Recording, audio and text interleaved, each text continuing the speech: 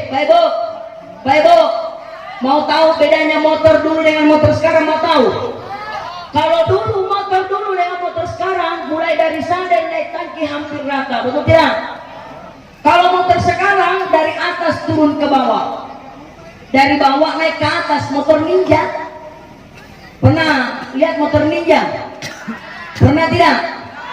Itu motor ninja, coba diperhatikan, sadelnya dari atas turun ke bawah, dari bawah naik ke atas.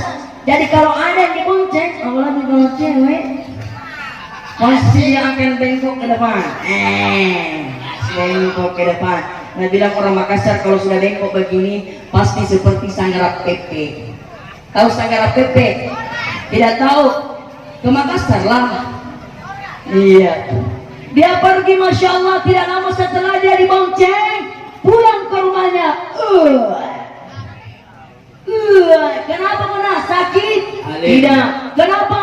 Sakit? Tidak. Kenapa balik? Berkahnya motor ninja. Ambil.